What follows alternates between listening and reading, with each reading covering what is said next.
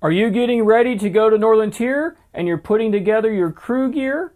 Well, this video will show you what you need to bring and maybe a few optional things, and I'll explain why.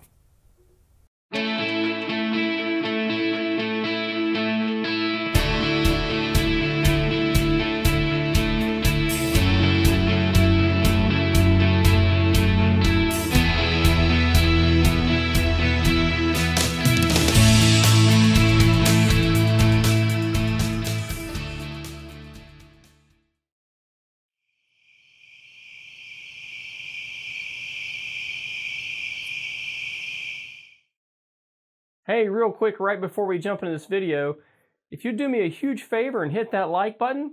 Also, thank you for subscribing to this channel. If you'd like to be notified of future videos, please hit that bell icon. Have a great day and enjoy this video. To get started, let's take a look at the Northern Tier packing list for crew gear. So crew gear is everything you're taking into the backcountry that is not personal gear. And this packing list from Northern Tier and my packing list in this video represent the things, with the exception of the maps, that you need to bring to Northern Tier.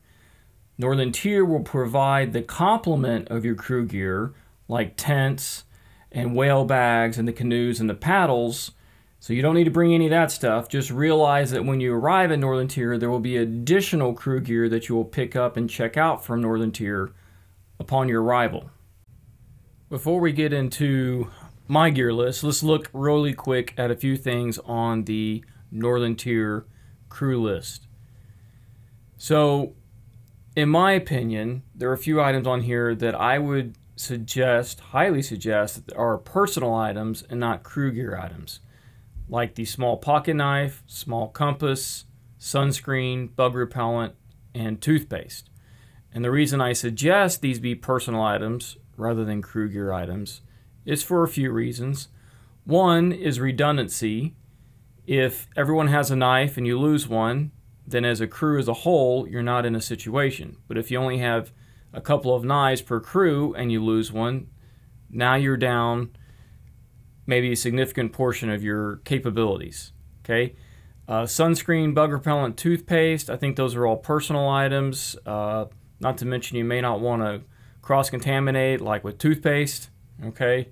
And then also, because like sunscreen and bug repellent, those can be put on in the boat if needed, and you're not having to unpack your whale bags or waste a lot of time trying to get the crew together to access those items so that you can put them on. So that's why I think all those should be personal items, and I'm not going to talk about them here in the crew gear list. So this crew gear list is my list, and it's also compatible with my personal gear list.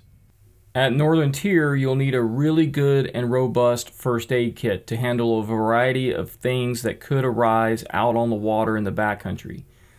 Unlike Philmont, where you more or less have a safety net, at Northern Tier in the backcountry, you're literally days away from any professional medical help.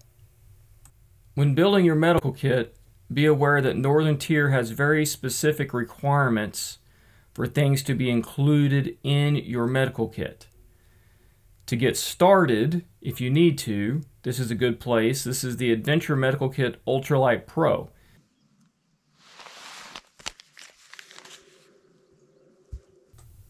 On the Northern Tier medical checklist are various medicines, so make sure that you check the checklist to make sure you've included their recommendations on what to take. Additionally, my recommendation, because you never know how the food is going to agree or disagree with you, I would recommend that you bring a gentle laxative and also gas relief to take care of any discomfort or anything you might experience while in the backcountry. You'll need 2 thermometers, and don't forget the thermometer covers. They don't have to be digital thermometers. At Northern Tier, you're not likely to experience this problem, but if you were to take regular thermometers into, say, for example, a desert environment, those have broken on me because the temperature was 120 degrees, and those medical thermometers are only designed to go about 106 degrees. So keep that in mind for other trips. You'll need plenty of various wound closure strips. Make sure they are compatible with being in the water all day. Northern Tier wants you to bring at least 24 pair of nitrile medical gloves. Also on the Northern Tier list is a triangular bandage, most useful for holding up an arm that's been broken or a shoulder that's been dislocated. Safety pins in a variety of sizes are useful for many different things. Bring a dental kit to manage someone losing their tooth in the backcountry. That way that person can enjoy the rest of their trip and not be in pain. Bring a pair of orthodontic hard wire end cutters to manage braces and things that might break on braces on the trail, like the actual wire. That with the multi-tool, when the pliers on the multi-tool, you can deal with just about anything that happens with braces in the backcountry. But if you don't have these end cutters to cut the main wire, that person will be in a world of hurt for the rest of their trip.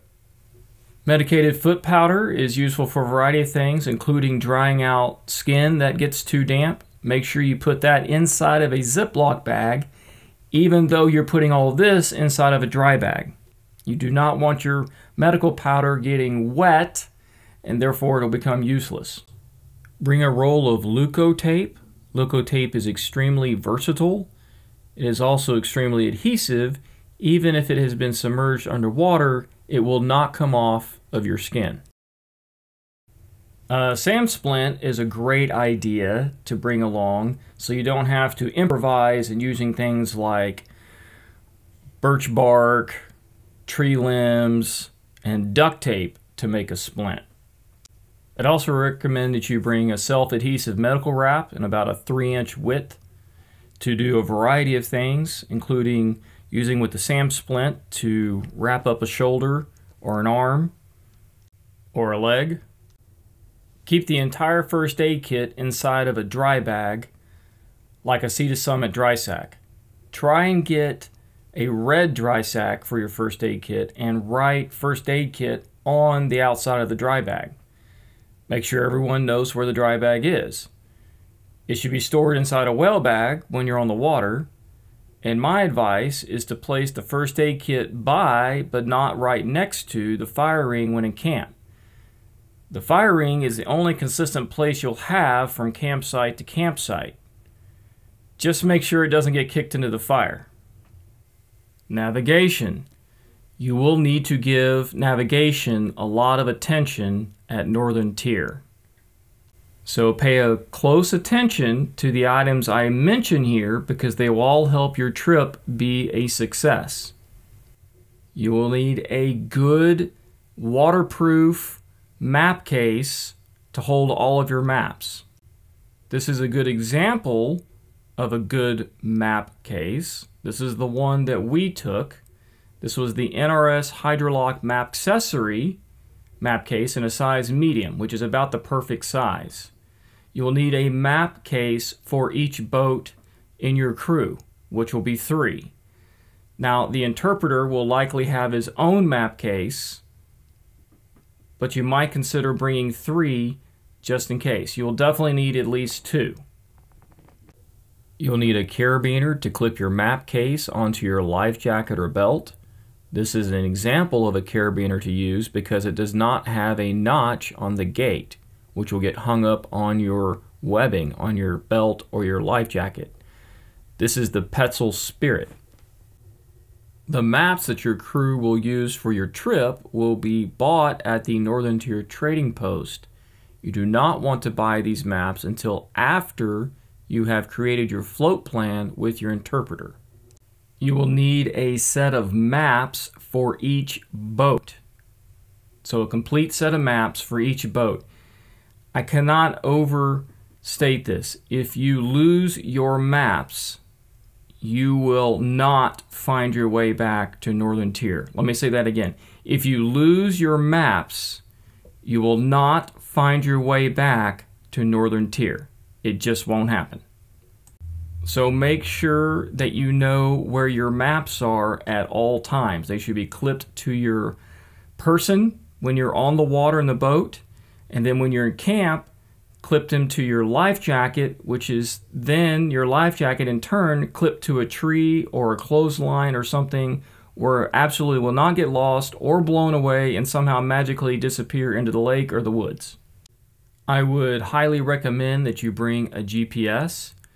If you somehow get lost on the map, and all the terrain is different but it all looks the same, so triangulation isn't going to work very well. So therefore a GPS is about the only efficient way that you'll be able to relocate yourself on the map. In addition to the GPS, especially if you are traveling in Canada, I would highly recommend that you add a digital map of the campsites and portage trails for the boundary waters, including Canada, which makes finding your portage trail or campsite much easier because they become overgrown and hard to see from the water. A good repair kit. Everything listed here on my list has been compiled over years and years and years of experience in the backcountry with scouts. Bring a large full-size multi-tool. Now this happens to be an example of a good multi-tool. It's a Leatherman Wave Plus, but it's certainly not the only brand or style or model of multi-tool that you could bring. I would suggest that your multi-tool have scissors, a knife, various sorts of screwdrivers, Phillips and slotted, needlepoint pliers, regular pliers, and a metal file. Wire cutters for cutting fish hooks. It also would be very handy sometimes if you have a punch-awl with an eye thread in it in case you have to get through some thick Cordura fabric to sew something up. Bring an eyeglass repair kit. If you don't wear eyeglasses, you may not understand how important it is to be able to see, but I think we can all appreciate that. If you can't see, not only are you an encumbrance and a problem for your crew, but then that crew member is also not going to be able to enjoy their trip and be able to support the crew very well. So carrying a simple eyeglass repair kit to help them repair their eyeglasses so they can function as a member of the crew could be critically important. Duct tape that is adhesive when submerged. Not only is duct tape useful for fixing a variety of things, but duct tape is one of the few items that you can use to actually fix your canoe in the backcountry should you puncture the canoe hull and need to make it watertight again. So make sure the duct tape still remains adhesive if it's submerged underwater and when it's wet. Cable ties or zip ties. Definitely bring paracord. That's useful for a variety of things like creating extra bootlaces. You may also bring microcord, but that's not as useful as straight paracord. Safety pins in a variety of sizes are useful for many different things. Needles in assorted sizes with different size eyes and gauges to be compatible with thread. And in addition to thread, dental floss itself is actually very convenient to use as thread. To keep your entire repair kit together and waterproof, you should consider putting it inside of a dry bag like a Sea to Summit dry sack. Make sure everybody knows where the repair kit is. And one last required item before we get into optional items. You will need a small cable lock to utilize the lockers provided at Northern Tier for your crew gear, personal items that you're not taking into the backcountry. You need to get one that you can set your own combination to, and of course make sure that those in your crew that need to know the combination know what it is. Now let's talk about some optional items. A very small pair of binoculars with a neck strap is really convenient, not for bird watching or anything like that, but for actually spying out campsites from the water to see if anybody's actually in them before you take all the time and effort to paddle over to the campsite only to find that somebody's there. So binoculars can save you a lot of time and a lot of energy. A small folding saw is very convenient for clearing things, branches off of portage trails, and also if you need it to cut up down timber for making a campfire. If you would like any seasoning, make sure you bring that. Make sure you keep it waterproof, or it's in a waterproof container. Coffee, I do mention coffee in my personal gear list. Doesn't really matter to me whether you have it as a crew or on an individual basis. Just make sure you coordinate so that you show up with what you would like to have. Northern Tier does provide coffee for you. If you want coffee, they do also have percolators available to put in the kettle. Make sure you ask for the percolator and the coffee.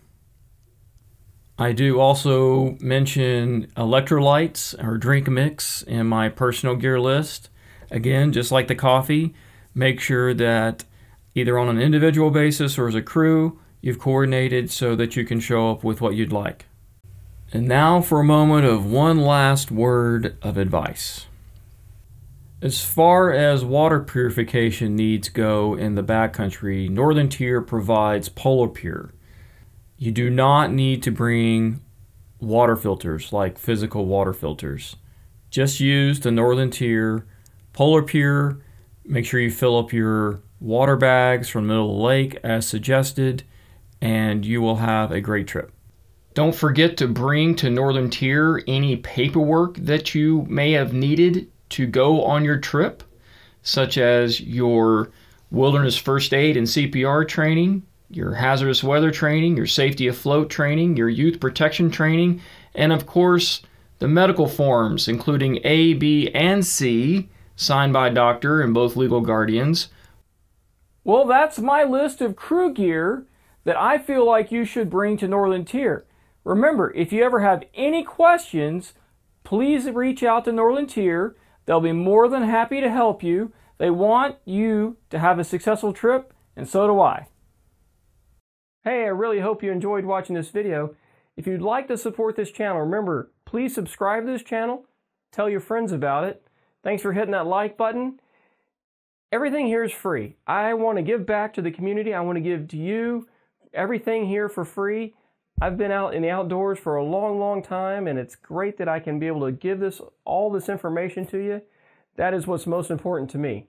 If you would like to give back, I do have a GoFundMe page set up, and you can follow the link.